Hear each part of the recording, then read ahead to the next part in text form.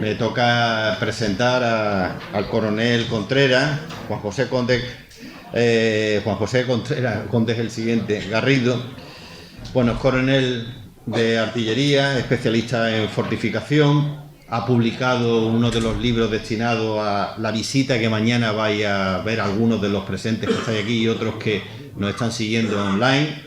La visita del Hacho, el Hacho, como he explicado de manera sucinta, muy brevemente, pues bueno, fue un penal donde se llevaban a efecto condenas de más de 8 años. Él va mañana a hablar de las singularidades que tenían incluso las celdas, ¿no? Y lo que era el día a día de esa vida penitenciaria, que además los militares eran quienes llevaban a efecto esa labor. Más la figura del cabo de vara novelada en el libro que ya he explicado, pues también podemos hacer un poco, hacernos una idea de lo que era el día a día.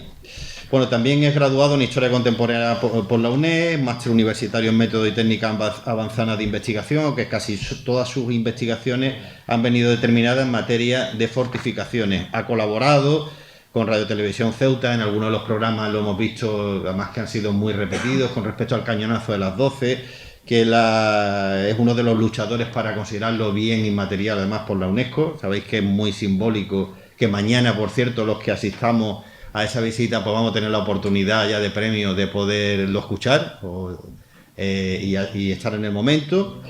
Incluso en el programa de Discovery Max ha sido también referenciado, desde luego, este hecho. Bueno, estudioso y divulgador y persona de erudición y conocimiento en la materia que va a tratar, y sobre todo publicaciones que ha hecho al respecto. Yo creo que con esto ya está resumido. Él es una persona ampliamente conocida en la ciudad, con lo cual yo dejo ya pues la vía expeditiva que empiece su interesante ponencia. Muchas gracias, Alejandro. Quería empezar primero dando las gracias a todos por vuestra asistencia y, en segundo lugar, pues un poco maldecir a mi compañero, porque si lo llego a saber me apunto al último día, porque después de la conferencia que ha dado, a ver cómo quedamos. Yo no soy especialista en la materia que vamos a tratar, pero creo que es muy interesante tratar y averiguar cómo ha funcionado el presidio de Ceuta.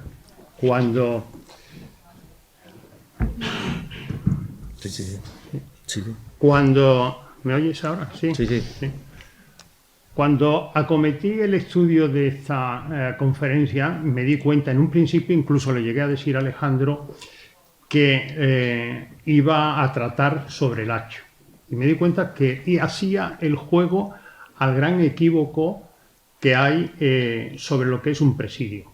El Hacho fue un penal, efectivamente, pero el presidio fue la ciudad. Vamos a hacer un recorrido desde la época portuguesa a los Austrias, los Borbones, para llegar hasta el siglo XX, y en el XIX nos pararemos y haremos hincapié sobre lo que es ya la fortaleza del Hacho. Vamos a ver también, hablar de lo que es el presidio, lo que fueron los desterrados, las levas, los cautivos, los esclavos, los aleotes, los venteiros, las ordenanzas, la fuga, los desertores, porque sin saber cómo ocurrió y cómo se desarrollaron esas actividades aquí en Ceuta, no podemos hablar de criminología.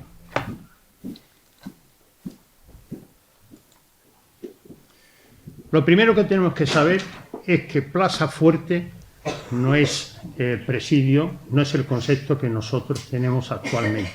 La Plaza Fuerte, los presidiarios militares eran los soldados de la guarnición, y el presidium era la Plaza Fuerte. Esta era una ciudad Plaza Fuerte, con una serie de connotaciones por el lugar donde se situaba, pero no dejaba de ser una Plaza Fuerte. La configuración del penal no fue espontánea. Hubo un recorrido, sobre todo en la época de los Austrias, para llegar a ella. La parte portuguesa, la época portuguesa, ahora vamos a entrar en ella, no está muy conectada, a no ser por los desterrados, con muchas particularidades con lo que luego fue el presidio, la ciudad presidio. La sentencia presidio unificaba 3 penas. la de destierro, la de confinamiento y lo que entendíamos por el servicio militar. Esas 3 penas estaban unificadas.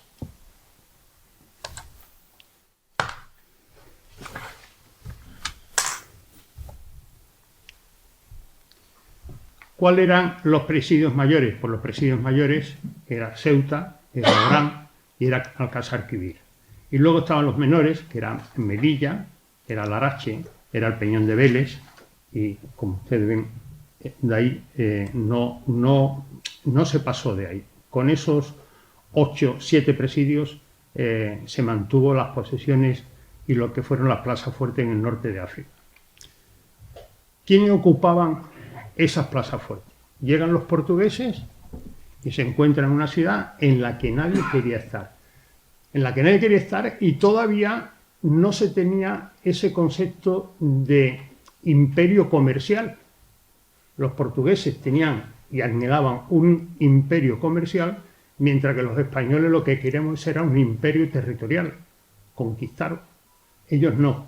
Pero ese concepto incluso no lo tienen hasta 33 años después, con la toma de Alcázar-Quibir. Quiere decir que cuando vienen aquí a Ceuta hay muchos autores que le dan distintas causas. Yo me inclino por la de alejar a los nobles de la guerra con Castilla en aquel momento.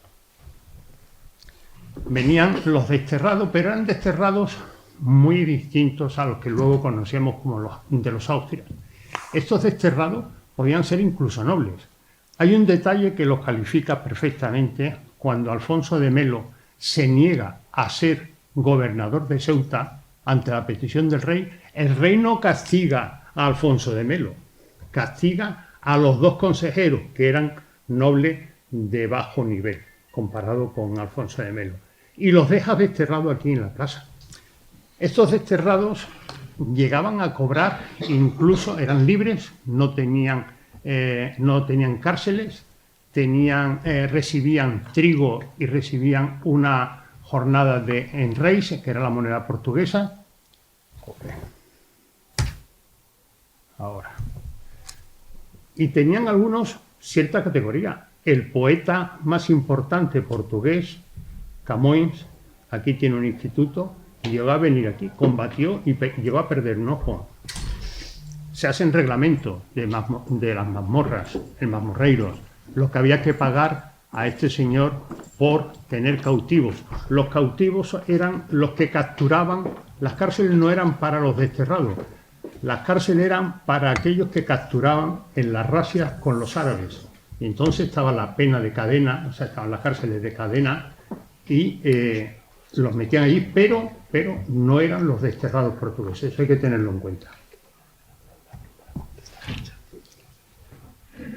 Si hablamos de los cautivos, tenemos que ponderar la relación que hay entre el número de cautivos con las guerras que se estaban efectuando en esos momentos.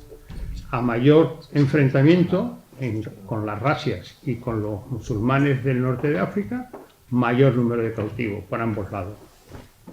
En segundo lugar, el corso. Nosotros hacemos el corso y todas esas capturas eran cautivos. En tercer lugar, estos hombres, estos cautivos, podrían incluso ser algunas veces esclavos libertos. Había una fase en la que estos señores cobraban, a pesar de ser semiesclavos. Estaban también en cautiverio hasta que no pagaban completamente lo que tenían que dar a su dueño.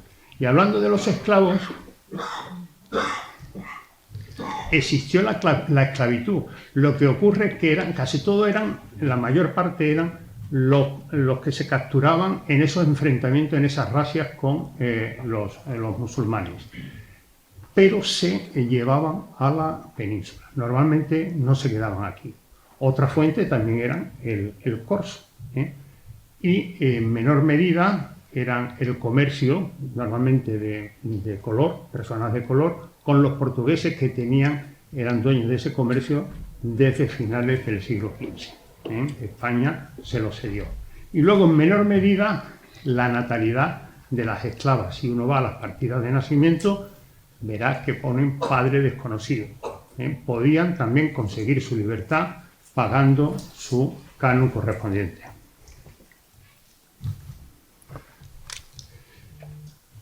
Otro tipo de penado, los remeros, los galeotes, que no empezaron siendo penados, empezaron siendo hombres libres que recibían una soldada. Los portugueses tenían los veinteros que eran mayores, eran reclutados entre los mayores de 12 años, portugueses que vivían en la costa, y uno se anotaban los libros y uno de cada 20 se traía. Era lo que luego era remero, lo que luego conocíamos por galeote. En España ya existían los galeotes desde Aragón, desde el siglo XIII, y en 1506 ya lo puso en práctica también Fernando el Católico. Lo que sí es cierto es que la pena se fue agravando, fueron desapareciendo, porque las necesidades de guerra eran mucho mayores, entonces las galeras necesitaban demandaban cada vez más remeros, y este número de gente que era con sueldo fue disminuyendo. ¿Qué es lo que provocó? Pues que se tuvieron que penar a todos los reos en esta pena, la pena de galeras. La diferencia entre un reo a galeras y un reo en buena boya es esa, precisamente. Cuando oigan ustedes una cosa o la otra, ya saben cuál es la diferencia. La diferencia también la vemos en este dibujo, cómo se pinta al comitre, que era el que llevaba y manejaba la boga de los remeros, en el cuadro de la izquierda, en el dibujo de la izquierda, con el buenaboya, que era un remero que era pagado. La actitud del comitre es totalmente distinta. En España se inventó el remo a galocha. El tercerol eran 3 remos para 3 hombres y un banco. A la galocha era un solo remo con 3 hombres o más. Podían ser 4, podían llegar a ser 5. ¿Qué se evitaba con esto? Pues el reponer los remos después de un combate, pues era mucho más fácil. Aquí tenemos una imagen, bueno, de galeras, el contrato de galera de mujeres. Aunque las penas eran exactamente igual que las que se hacían para los hombres en galera, la diferencia era que no iban a galeras, se hacía en un local en tierra. Lo que ven ustedes a la derecha son los uniformes de estos galeotes españoles, y sí que quiero hacer una puntualización que estoy harto de ver en todos los sitios. La reproducción en las atarazanas de Barcelona de la galera real no era la galera real, es una reproducción de una galera francesa, nada más que tiene que ver la popa, la forma de trasero que tiene, es una galera francesa.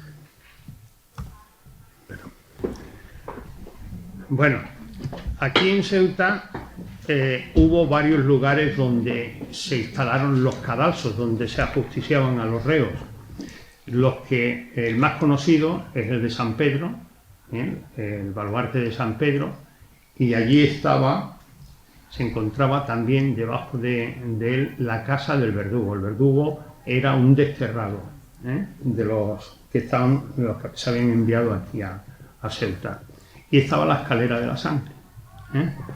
Esa fotografía de abajo es la casa del verdugo y la escalera de la sangre, que hoy no existe. Cuando se construyó el ferrocarril, precisamente es la parte que se cortó en obras para la construcción del ferrocarril. Eso no existe. Lo que conocen ustedes ahora como el Centro Gallego era donde tenían todas sus herramientas, vamos a llamarlo así.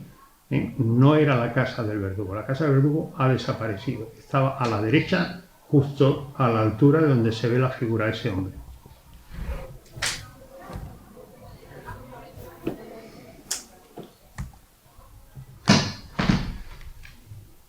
Siempre que hablamos del verdugo y de los cadalsos, en un principio se hacían en público y luego se recogieron. ¿Y cuáles fueron los sitios de recogida?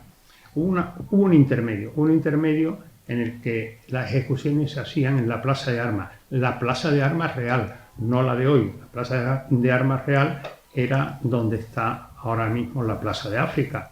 La actual está ahora frente al Frente de la Valenciana, que no era la donde se ejecutaba. Eso fue temporal. y luego, a partir de 1771, se ordenó ejecutar ya en sitio cerrado, no en público. Y se eligió precisamente los dos presidios, el Hacho, tanto el Hacho como lo que fue luego las Heras, el cuartel principal. Los presos, antes de ir al cadalso, pasaban varios días en capilla. Pueden estar a 3 días, con comida completa, desayuno, comida y cena. Le daban un bizcocho, le daban vino, incluso el que fumaba le daban tabaco. Eso durante los 3 días. Y en el sitio que hemos dicho, en el sitio que hemos nombrado antes de San Pedro, el baluarte de San Pedro, en esta zona,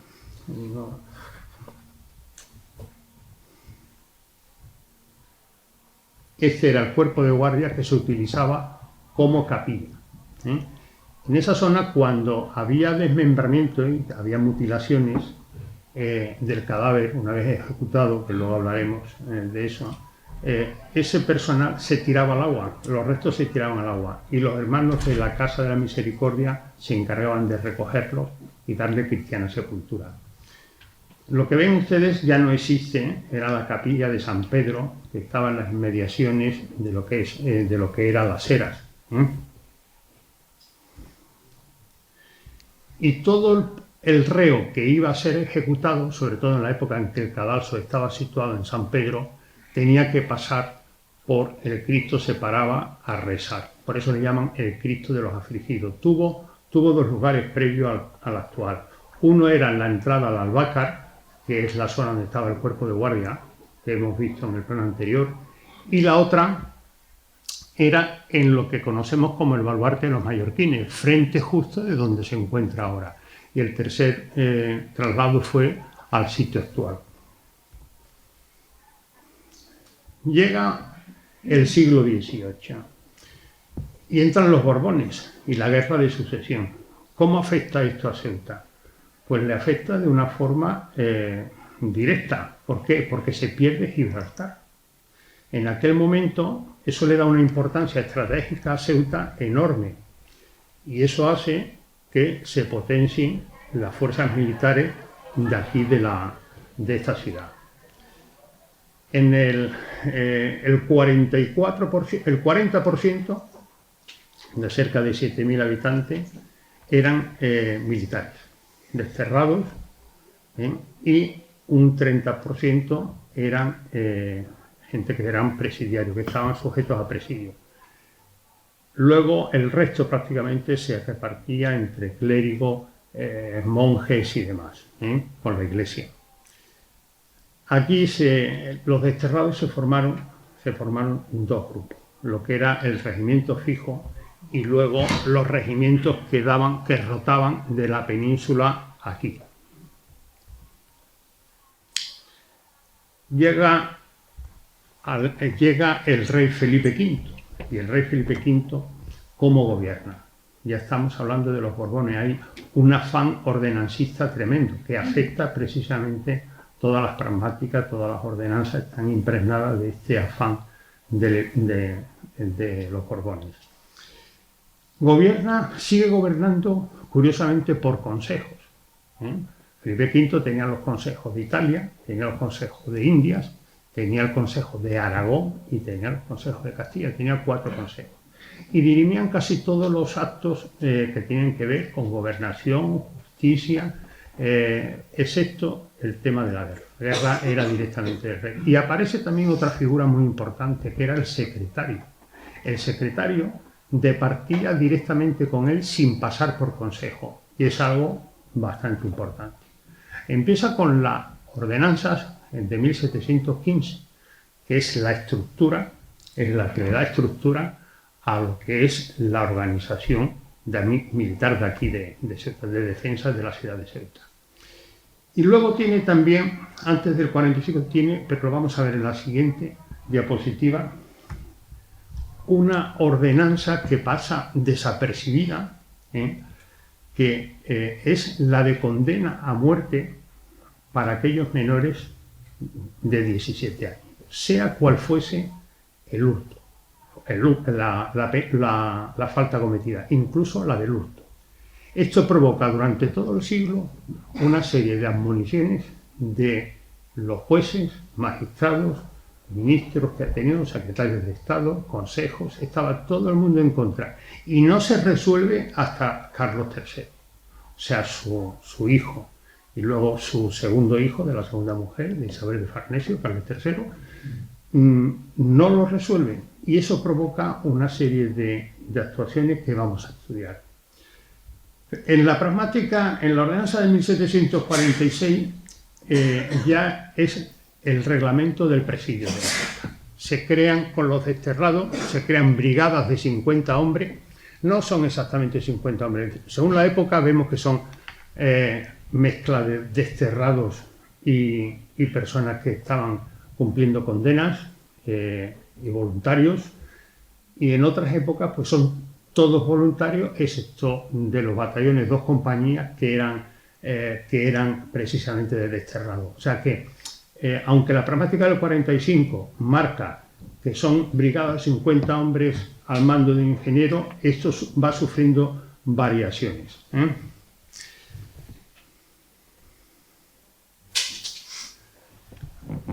De Fernando VI, el hijo de Felipe V, solo vamos a decir en esta diapositiva una cosa, que mantiene, a pesar de las presiones, la pragmática de la pena de muerte para menores de 17 años. Las admoniciones de los magistrados eran tremendas, diciendo que no era normal que para un simple robo se condenase a muerte a una persona joven, y que lo que se estaba consiguiendo era que la persona, el denunciante, no se ratificase por la pena excesiva que existía. O sea, nadie quería condenar a un chico por robar una manzana, porque la pena que tenía por robar la manzana no era restituirla o una serie de azotes, sino que era la pena de muerte. Y eso provocaba que no se denunciaba. Llegamos a Carlos III. Hay una ordenanza, Carlos III, que es la de desertores. El desertor es uno de los grandes y graves problemas del ejército español, pero hay que mirar cuál es el origen de esa actitud. Resulta que podía ser por levas, estar condenado, vivía en malas condiciones, y la situación de la probabilidad de perder la vida aquí en África era tremenda, era una alta probabilidad. ¿Qué hacía? Desertaba. La pena era normalmente la de muerte, excepto ya a final de siglo, que ya se da una serie de carreras de bastones y azotes, pero la normal era desde la primera normativa de Flandes ya había pena de muerte si estaba lejos de donde iba la unidad.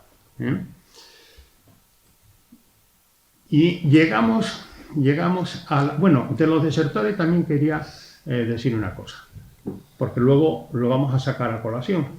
¿Por qué había tantos desertores? Porque se pagaba 10 escudos de plata, se pagaba 10 escudos por cada cabeza de desertor que cogían los musulmanes.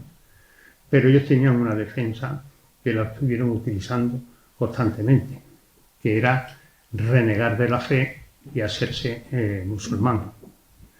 Eso provocaba lo que se conocía como los renegados, que luego veremos. Y luego, otra muy importante es el reglamento de presidio de 1791. También quiero hacer un hincapié a la del 92, que es lo que vamos a ver mañana cuando veamos el disparo de cañón. Es otra ordenanza porque no tiene mucho que ver con la conferencia y no la nombro aquí.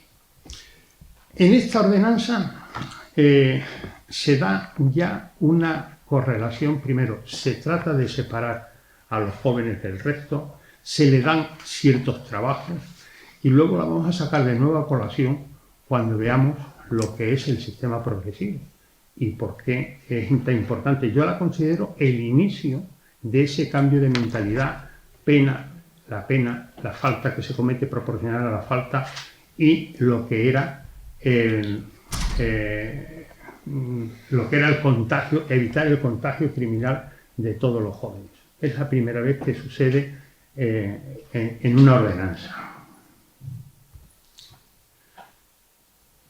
La idea codificadora de la Ilustración, aquí me voy a permitir una licencia. Yo no soy experto, como he dicho al principio, en esto, pero siempre que se regula algo, pienso que ya existe en la sociedad ese problema. El hecho de codificar algo que no existe es muy difícil, muy difícil. Puede haber un invento en un momento determinado de alguien, pero en cuestión de leyes, yo estoy convencido que debe de existir el problema para poderlo regular. Si no existe, no hay nada que regular. Y quiero hacer una llamada cuando se asigna por unos autores a Lardizábal, cuando quiere reunir se considera que es el que codifica, hace la primera codificación criminal. Otros en 1770, cuando viene Jorge Juan con Carlos III, le dice el problema de los desertores y entonces empieza una orden de unificación. Nos podemos ir mucho más atrás, nos podemos ir a Macanas, que escribe una carta a Felipe V en la que le dice la importancia que tiene el unificar criterios, que cada juez o se unifica o seguimos como estaban en aquel momento, que cada juez tiraba por su lado y sentenciaba lo que creía el oportuno, sin que hubiese una unificación real de criterios. O lo mismo cuando el marqués de la Ensenada manda también otra carta a Felipe VI con las mismas pretensiones, para unificarlo en un solo código y llevarlo a las universidades en un solo código. De los desertores también podemos decir muchísimas cosas de cómo lo que hacían cuando los capturaban, pero creo que con lo que hemos dicho, creo que es suficiente. Los desertores lo tenían muy difícil si eran cogidos, pero la esperanza de pasar al otro lado y vivir mejor de lo que estaban viviendo era mucho más alta que el permanecer. Por eso era tan elevado el número de desertores. Hemos hablado de los desertores y hemos hablado de los desterrados. ¿Quiénes eran estos desterrados? Pues sobre todo eran los desertores. Había algunos que pasaban de un lugar a otro, de Occidente a Berbería, pero voluntariamente, pero eran los menos. Los renegados, curiosamente, se daba el caso de Murga, por ejemplo, cuando escribe en su libro de viaje por Marruecos, describe músicos que eran renegados, que cuando el sultán iba a la mezquita o hacía una fiesta, pues marchaba al son de la marcha de Carlos III. O sea, con música española, incluso con rezos en las mezquitas. Luego se reunían, ellos lo que hacían, los musulmanes lo llamaban taquilla. La taquilla era cuando renunciaban a su fe disimuladamente. Y los españoles, la gran mayoría, también. Porque cuando podían volver a España, volvían, no por Ceuta, sino que lo que intentaban era pero estaban un cierto tiempo reunidos en lo que llamaban un fondá. Y mantenían, no el apellido, adoptaban nombres musulmanes con un apodo, mantenían el apodo. Por ejemplo, Abdelal Butifarra, era corriente. O sea, mantenían ese apodo que tenían a lo mejor en su lugar de origen. También tenemos que saber que los renegados casi todos eran utilizados como artilleros. Los musulmanes eran cautivos de su caballería, de montar a caballo y todos los ataques de caballería. Sin embargo, la artillería nunca la han sabido manejar muy bien. Entonces, utilizaban a renegados españoles y a turcos que eran pagados. La casa del renegado tiene su origen en eso. Un renegado que estaba aquí, contrario. ¿Dónde vivían estos renegados? Estos renegados aquí, en un principio, antes de construir sus cuarteles, estaban en las murallas reales incluso en la catedral, en pleno sitio, y luego se fueron a la parte de la Almina, al inicio de la Alpina, en las cuadras y en toda la zona que está marcada con los círculos. El único habitáculo serio que ocupaban era precisamente lo que eran las galerías de lo que hoy es el Muralla, de las murallas reales. Se decide por primera vez construir un cuartel para estos desterrados. Era el personal prácticamente de aquí de Ceuta. Sin embargo, era una de las causas más importantes para un destierro, para ser renegado, en las malas condiciones de vida que tenían aquí. Entonces Luzán, con Manso, ya con el gobernador, se hace un proyecto y en 1751 ya se hace el primer proyecto de lo que es un cuartel para desterrados en lo que es la zona de las Balsas. Poquito más adelante, lo que ha sido las Heras hasta hace muy poco. Esa era la ubicación. En los años 60, ya en 1760, ya se firma el proyecto, se da como bueno, y en el 71 está ya construido. Prueba de ello, no tenemos la fecha nada más que por alusiones, pero en este plano de Ceuta, que todavía no se ha construido, en el 73 se firma el proyecto, que sí que está muy bien datado, y se cierra el perímetro del Hacho, vemos aquí ya construido el cuartel de las Heras, de los desterrados. Y se termina de construir ya en el 71 y se ocupa solo por desterrados. No, el proyecto inicial era para 1.200 hombres, la mitad de desterrados y la mitad para unidades de infantería. Solamente se ocupa y se hace el de desterrados.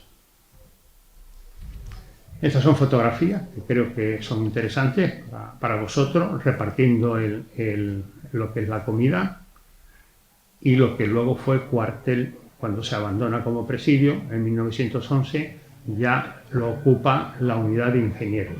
Y esa es una fotografía del 64 cuando la abandona la unidad de ingenieros y la ocupa el parque de artillería. Una vista superior aérea desde el Hacho de lo que es el acuartelamiento, lo que era el acuartelamiento de las Heras y lo que es ahora, que curiosamente se destruye unas instalaciones del siglo XVIII y se nombra como patrimonio una del siglo XX, que es la que está señalada con el círculo. Y ahora estamos en el cuartel del Valle. El cuartel del Valle, que siendo necesario la construcción de un cuartel para infantería, para unidad de infantería, se hace el proyecto, se hace en 1793 y no se termina hasta 1781 y no se termina hasta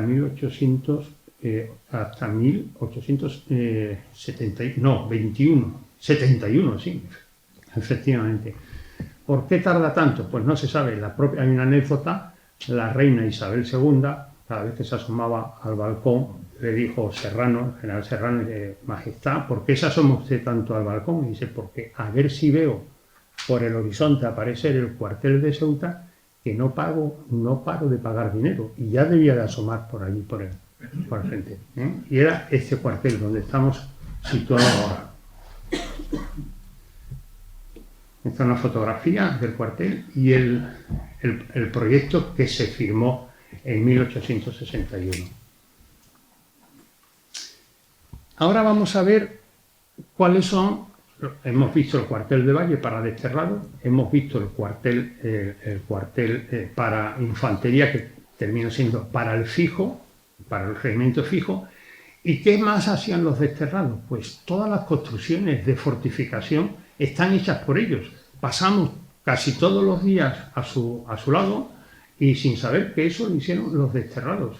Hubo una parte provocada por la guerra con Berbería y otra parte por la aparición de los acorazados, que esa la veremos a posteriori. Aquí ven ustedes a la derecha el proyecto, mañana se lo explicaré sobre la maqueta.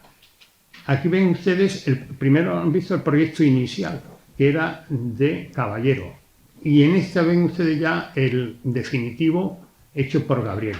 ¿Qué diferencia hay? Pues que elimina lo abarata. Luego mañana os cuento la anécdota y la guerra entre ingenieros para llevarse el proyecto, que también las había en aquella época. Y a la izquierda ven ustedes la única fotografía en la que se distingue el pabellón de vigilantes. Pabellón de vigilantes que hoy desaparecido. Tienen ustedes el plano abajo y un aumento de lo que se veía desde el mismo patio, el patio que había delante de ese cuartel. Donde estaba situado el cementerio del Hacho, y ya en 1775, cuando ya se construyen los dos baluartes que dan hacia el este. Del Hacho también el edificio principal, una vista aérea y lo que es el patio de Agustina de Aragón. El Hacho fue un cuartel. Cuando se construye era un cuartel, no tenía otra pretensión. Pero las fortificaciones que van alrededor de todas las minas sí tenían una pretensión. La pretensión era la de impedir los desembarcos, porque a partir de la Guerra de Sucesión había un peligro latente de desembarco de fuerzas navales inglesas que ayudaban a Muley Yassi o bien a Muley Ismail. Los primeros eran las 4 ensenadas por donde podían entrar y luego las demás eran complementarias. No vamos a entretenernos en esto más. Luego están las de tierra, el frente de tierra. Cárcel pública. No había cárcel pública. Aquí existía una para borracheras, para temas. Aquí se asumía, el presidio asumía todo este tipo de delincuencia. Existió una para este tipo de cosas muy leves en lo que era la Torre del Reloj y en la calle Pavía. Y se le daba tan poca importancia que incluso se alquilaban casas a particulares para convertirlas en cárceles públicas. Y la Casa de la Misericordia, de la que vamos únicamente a decir, por ejemplo, tienen una estadística en el libro que tienen, es fabuloso porque marca los números por ejemplo, de ajusticiados. Sabemos que aquí en Ceuta, durante el siglo XVIII, la media eran 102 ajusticiados, 1 por año. Había 1 por año y en el siglo XIX 0,08. ¿Por qué? La estadística marcaba menores no llegaban a 30 años, varones y solteros. Pero no se ajusticiaba por delitos, o sea, no venía con la sentencia de la península, no. Eran por delitos cometidos aquí. El que cometía un delito y tenía condena de muerte se ajusticiaba en la península. El que lo cometía aquí era el que era ajusticiado. Llegamos ya a lo que es el Hacho. Es una fotografía aérea de 1920. Al principio, el Hacho es un cuartel. En la época napoleónica, cuando el sitio de Muley Yassi ya se turnan los regimientos, el Teutonia, el Soria 9 y los grupos de artillería también de la península que van rotando y van pasando por la plaza. Pero luego, en la Guerra de la Independencia, lo ocupan regimientos ingleses. Y ya empezamos con las anécdotas. Agustina de Aragón. Hay una rebelión de presos en el Hacho. Entre esas, el Ros de Olano, que estaba de comandante general, la llama y le pide auxilio. Y dice que sí.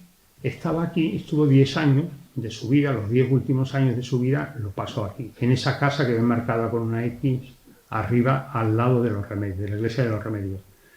Ella sube con su uniforme y el amotinamiento cesa, lo consigue. 2 años después, lo vuelve a intentar, ocurre lo mismo, la llaman y dice que no sube hasta que no cumpla su palabra. Por eso lleva el nombre, el patio del edificio Carlos III lleva su nombre. Reglamento de presidios. Aquí vuelvo a incidir otra vez en la importancia de saber los antecedentes y de no pensar que las ideas felices aparecen de golpe. Hemos hablado de la ordenanza de 1791 de Carlos III. en el que ya hay una posible separación de los mayores por edad. Hay trabajos para esos menores. En 1802 Tomás de Morla también hace, me voy a perdonar, pero es que no veo absolutamente nada. Bueno, Tomás de Morla hace una ordenanza en la que ya testimonia, ya reúne una serie de principios que le sirven a nuestro amigo Abadía, que está sirviendo aquí en Ceuta, está durante 3 años destinado aquí en Ceuta, con todo esto que ya se está urdiendo y cosiendo aquí en Ceuta, se va destinado a Cádiz. Creo que con el conocimiento de todas estas cosas es cuando hace su ordenanza de 1806. Y luego esto le serviría a Montesinos, al coronel Montesinos, para hacer el sistema progresivo. No, las ideas no salen de la olla, un pollo no sale de la olla, o sea, hay que cocinarlo, hay que cogerlo, cocinarlo y luego echarlo en el puchero, ¿no?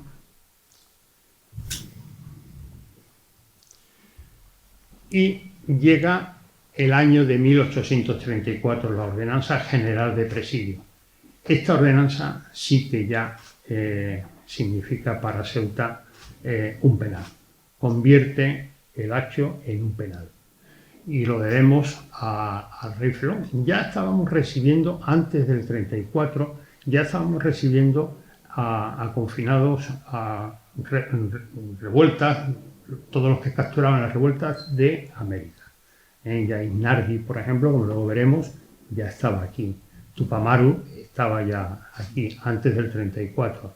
Pero a raíz del 34 eso se recrudece y la vida ya empieza, ya vienen los mayores, las penas que son mayores de 8 años. Esos vienen ya aquí a Ceuta. Y los más peligrosos, que antes iban a todos los arsenales, ya vienen aquí a Ceuta. Son desviados aquí a Ceuta. Entonces, la cosa cambia bastante.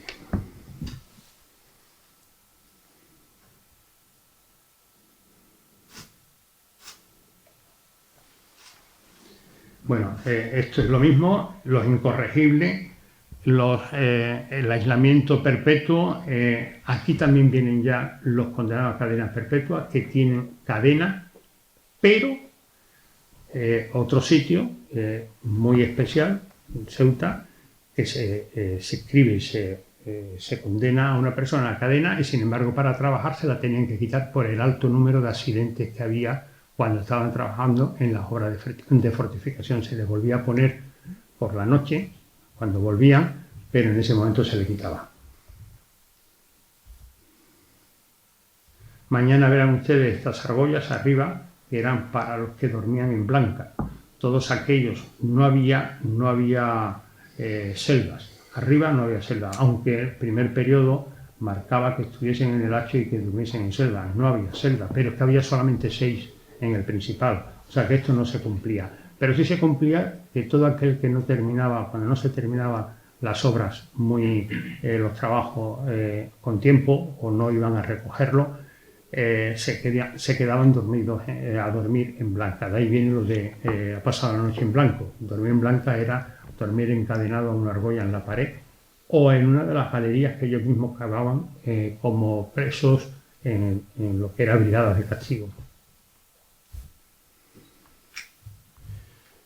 El sistema progresivo en Ceuta, aunque aquí empieza ya a finales de siglo a funcionar. Y hay un primer periodo que tenía una duración de 6 a 12 meses que no se cumplía, ni aquí ni en el principal, como hemos dicho, porque tenían que estar aislados y esto no se llevaba a efecto. En el segundo periodo, los presos tomaban parte en los trabajos de fortificación y de talleres, pero para trabajar en los talleres tenían que ser conocedores de algún oficio y practicarlos. El tercer periodo es lo que conocemos de cañón a cañón, o sea, el cañón del alba, en el horto, que se pegaba, salían los trabajadores, no se desayunaba, no había desayuno, paraban el segundo cañonazo, paraban a las 12, hora del Ángelus, que quería rezar, rezaba, y dependiendo si era verano o invierno, a las 2 o a las 3 era cuando volvían a trabajar. Y luego por la tarde había otro cañonazo, que era el que invitaba a recogerse. Normalmente era ya en el ocaso. Y el cuarto periodo, que no lo he dicho, es cuando están ya en libertad condicional. O sea, ya podían entrar, solamente tenían que ir a pasar la revista determinado cada 15 días o cada un mes, dependiendo ya del tiempo. Tenían que tener casi las 2/3 partes de la condena y ya tenían que ser merecedores de cierta confianza. Esta no la vamos a saltar porque aquí no se cumple. La ordenanza para la península no se cumple en Ceuta.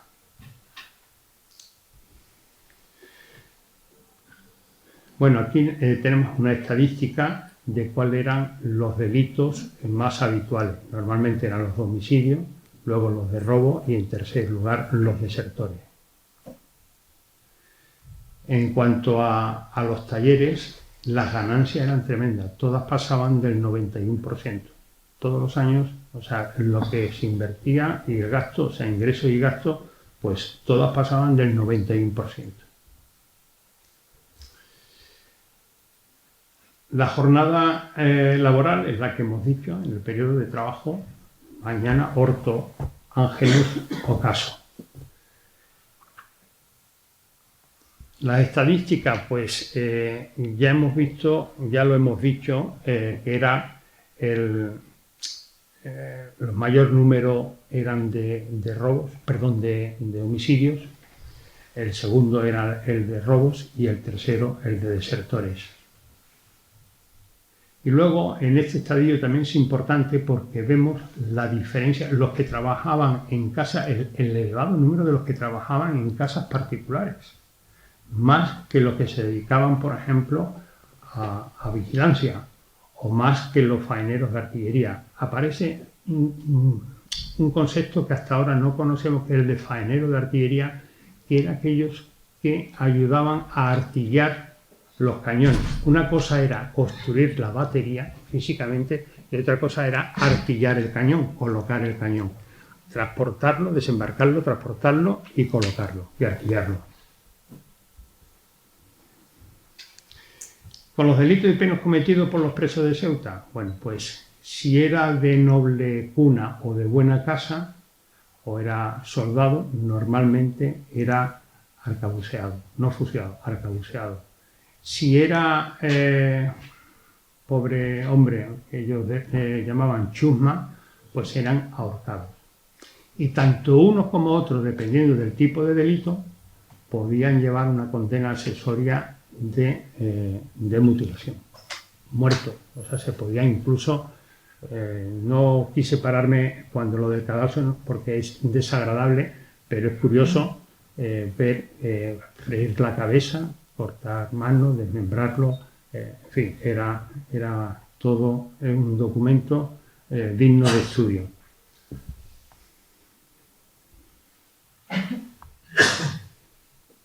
¿Cuáles eran los destinos? El primero que hemos dicho era el principal, que estaba en Las Heras. El segundo era el Accio, que podían tener hasta 800 hombres de pena. Los talleres, que estaban en lo que es ahora el casino militar y la iglesia de San Francisco, había incluso un cementerio, un poquito más a la izquierda, eran los talleres donde trabajaban los presidiarios. Jadú y el Serrallo eran granjas. Todos tenían que ser, seguramente, ya tenían que estar en libertad provisional. En Jadú solían ser para carboneo, eran asiáticos, chinos, filipinos. No olvidemos que teníamos posesiones nosotros en Filipinas en aquel entonces. Y el Serrallo exactamente igual. Las barcas, donde había 14 bóvedas, donde se alojaban los presidiarios, y de ahí salían los cabos de vara, de barcas. Y por último el hospital, que había también penado haciendo servicio. Ahora veremos una... Bien, vamos a ver, no se ha atestado fuente de vídeo. Otra actuación digna de tener en cuenta con los presidiarios fue la del general Prim. El general Prim viene a Ceuta, nombra comandante general, y nombra alcalde. Y a los sargentos de San Gil, habían fusilado en Madrid por la sonada que tuvieron y la rebelión que tuvieron, matando a los oficiales de artillería, cogió y no solo los sacó de las celdas del Hacho, sino que los nombró, los montó en el barco con el que llegó aquí a Ceuta, con la rebelión del almirante Topete, y los nombra su escolta personal. Los asciende de sargento a alférez y los nombra escolta personal. Y luego también, en esa misma diapositiva, también pongo el tema del indulto por los sucesos de Jerez. Pero ese indulto tenía trampa. No era por la buena conducta, no, es que entre las enfermedades, las instalaciones tal como estaban, entre las enfermedades que tenían y el hambre, iban a acabar con ellos. Entonces el propio ayuntamiento fue el que pidió el indulto. De la guerra de África también tenemos que decir que lucharon en la guerra de África, en casi todas, pero en la guerra de África sí que hubo unidades en las que se incorporaron, no solo ayudando en la retaguardia, en hospitales, con aguadas, llevando comida, trasladando heridos, sino que también fueron unidades combatientes.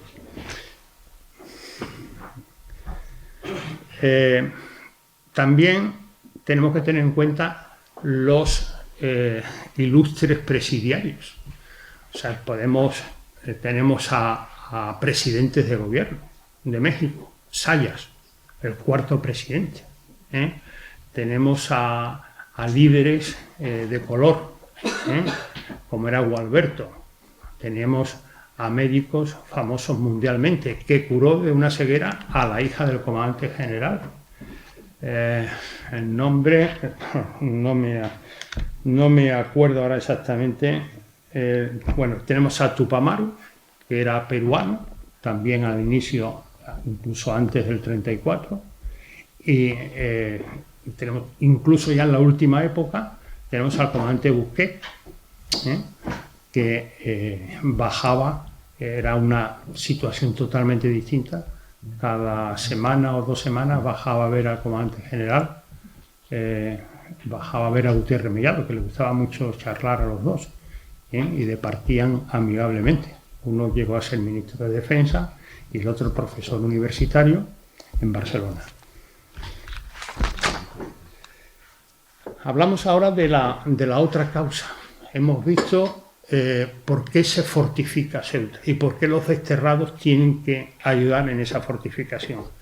Una primera época era los sitios y los ataques musulmanes, pero en el siglo XIX aparece una nueva arma, y el arma era los acorazados, con grandes piezas de artillería. Las defensas que tenía Ceuta eran inocuas, no servían para esos acorazados. Y entonces comienzan otra serie de fortificaciones, que son los artillados que nosotros hoy podemos todavía ver. La batería de Valdeagua es una joya en fortificación, tiene 3 niveles y eran piezas de 260 milímetros, era una gran fortificación. Es una pena que no tengamos la foto de los penados del Hacho subiendo las piezas que se artillan luego. Entonces hay una foto dos fotos en las que están subiendo los penados el mismo cañón que luego se ve artillado. Y en la del Pintor, la batería del Pintor, que eran crux de 30 centímetros, cómo se desembarcan, están los faeneros de artillería, cómo los faeneros de artillería lo llevan por lo que es el rebellín, cómo van colocando las travesas de la vía por delante, y conforme avanzan, desmontan las de atrás y las vuelven a colocar delante. Así la llevaron desde, fijaros lo que sería hoy día eso, la llevaron desde lo que es donde está el pueblo marinero, que era donde el muelle comercio, que era donde desembarcaban las piezas en aquel entonces, las llevaron hasta arriba, hasta el Pintor. Por el Rebellín salieron a la carretera exterior y de la carretera exterior hacia arriba con esa pendiente. Bueno, pues lograron subirla y la última fotografía que se ve es la ya artillada en su lugar. Lo siguiente que íbamos a hablar era de las ejecuciones, suicidios y accidentes. En este siglo, ya hemos dicho en el 18 que eran a 0,8 y en el 19 hay en el 20 hay muy poquitas. ¿Me puedo ver? Sí. Esa es la fotografía de Prim con los sargentos de San Gil. Todos los que no fueron fusilados se trajeron aquí y los dejó libre.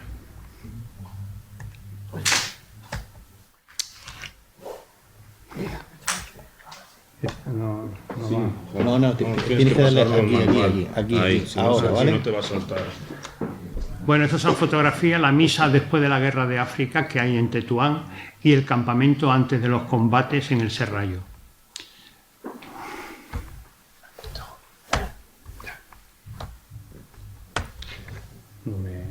Sí, vale. Yo lo voy dando, ¿vale? ¿De acuerdo?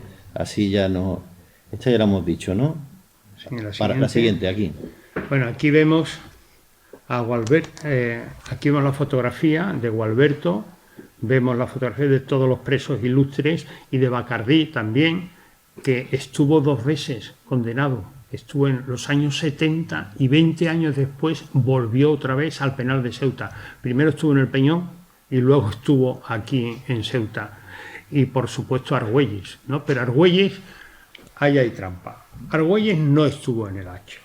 Argüelles vino ya muy tocado físicamente. Entonces se le concedió que se alojase, no estuvo detenido, sino que estuvo en casa de un amigo como desterrado, como del regimiento fijo. No estuvo nunca estuvo en el hacho. Eso es necesario decirlo. La siguiente. Esta es la fotografía que os decía, subiendo, ahí están los capataces, los ayudantes, los faeneros de artillería, los cabos de vara y los presos subiendo el cañón, ese cañón, que es un obús de 120 milímetros de avancarga, y ya ese mismo cañón ya instalado y artillado en lo que es Cerro Mosquero. Dale. Perdón, atrás. Es un Krupp desembarcado en lo que era el muelle Comercio, subiendo, en la de la derecha, subiendo los 2 cañones. Es muy español, no hay nadie trabajando. Están los militares en un corro por otro lado, los faeneros por el otro lado, los trabajadores, no hay nadie trabajando. Era un descanso.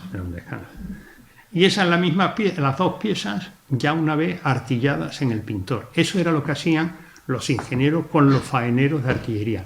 Primero los desterrados hacían la fortificación y a continuación se artillaba. La siguiente. Ejecuciones, aquí nos habíamos quedado las ejecuciones, suicidios y accidentes. En el siglo XX, la última ejecución que hubo en el hacho fue la de José Canos, el Tomates, pero no fue ajusticiado, fue tiroteado en el intento de fuga.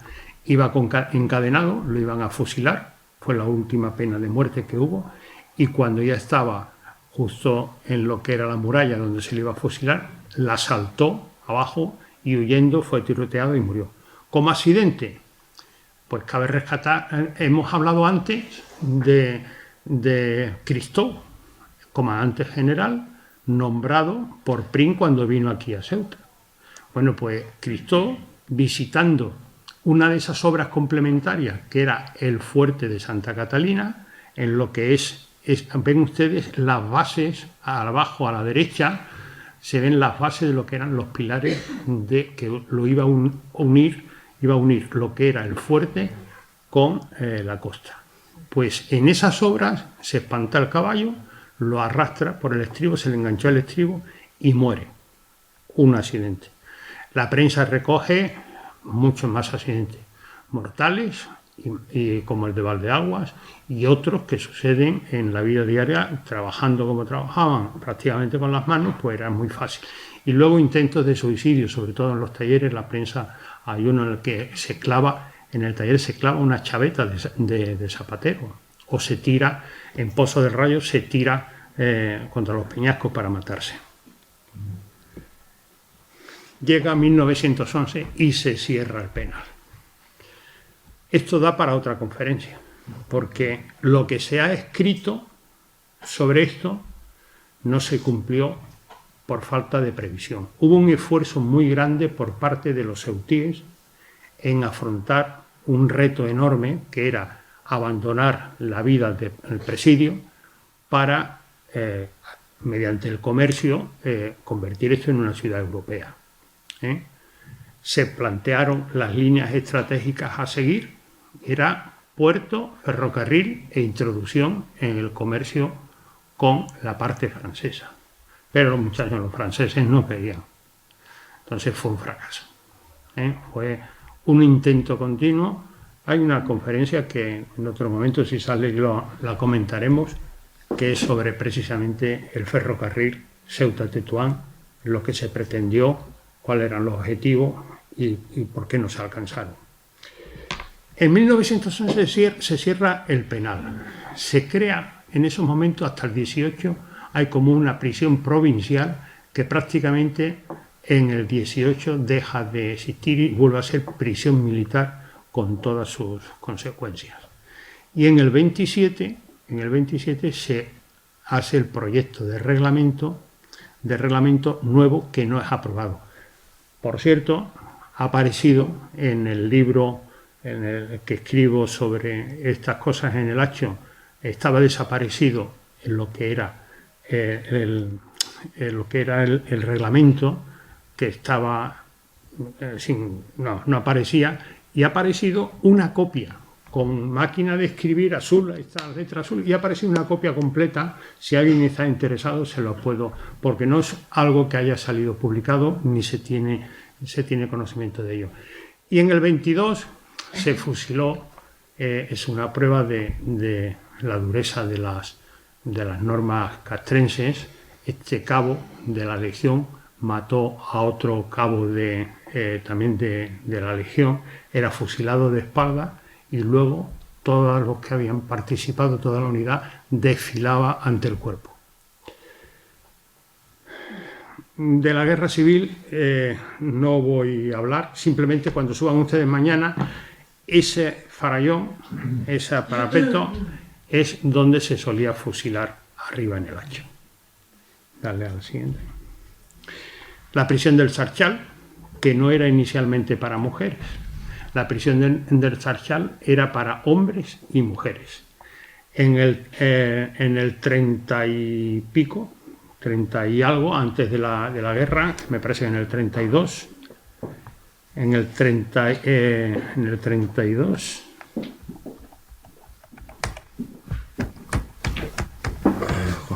Ay, si le está dando, pincha en la diapositiva que quieres ver y ya está. Ahí.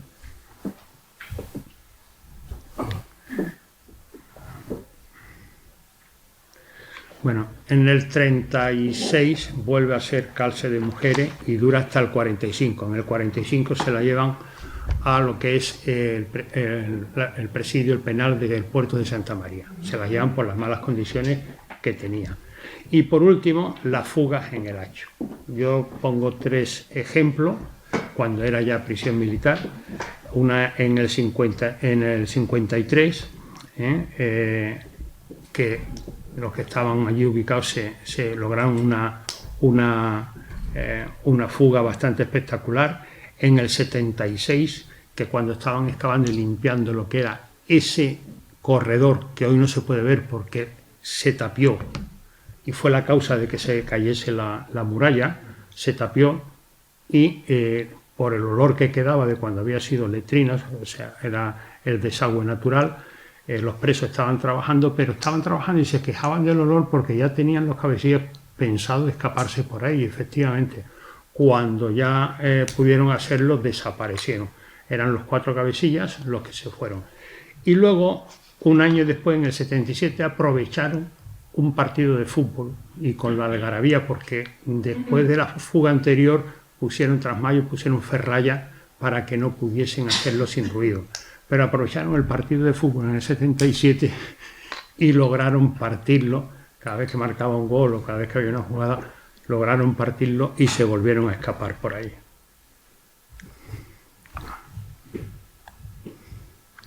Bueno, yo creo que no quiero extenderme más, creo que ya... Sí, suficiente. Si tenéis alguna pregunta en concreto, estaré encantado de resolverla si puedo. ¿Alguna pregunta? Bueno. Muchas gracias. De todas formas... ¿tú querías hacer una pregunta? Sí. Es que no me queda claro por qué se convierte en penal. Si era un proyecto de cuartel, no me ha quedado muy claro. No. Era un cuartel. En el año, con Carlos III, en el año 1773 se necesitaba un cuartel. Y cuando entras en lo que es el proyecto, pone cuartel capaz para 300 hombres, porque en un principio solamente era un edificio, luego se hicieron 2. Entonces se construye para un cuartel y de hecho funciona como cuartel, como he dicho al principio en la Guerra de la Independencia, no solo en la Guerra de la Independencia, sino antes, cuando el Muley Yassik hace el segundo cerco, el gran cerco a sitio a Ceuta, lo que hacen es traer regimientos, están los extraordinarios, los que vienen de la península, de Teutonia, Irlanda, que se ve la bandera, son los que vienen aquí al Lacho. Y a la vez ya empieza a funcionar, no como penal, hasta 1834 no se hace oficialmente, pero ya con los presos estamos demostrando que están llegando gente.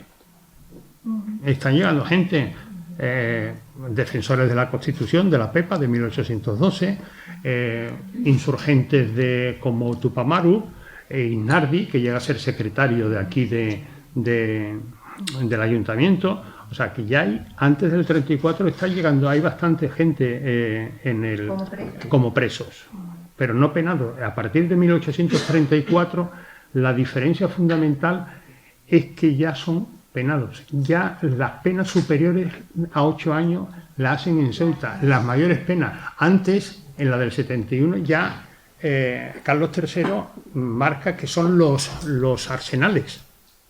Los arsenales era donde se cumplían las mayores penas, las más importantes. En el 34 no, en el 34 se trasladan esas penas al Lacho. Y ya son, no sé si... Y ya a partir de ahí se puede hablar, pero sobre todo como colofón, lo que quiero dejar muy claro es que no debemos identificar penal del Lacho. No. El presidio es una cosa, y cuando se habla del presidio, el presidio es la ciudad y no tiene la connotación de penal. El presidio, ya lo hemos visto al principio, es una plaza fuerte y había montones de presidios en las posesiones españolas. Lo que pasa es que este tenía unas connotaciones especiales por la guerra continua que tenían con Berbería. No sé si he contestado a su pregunta.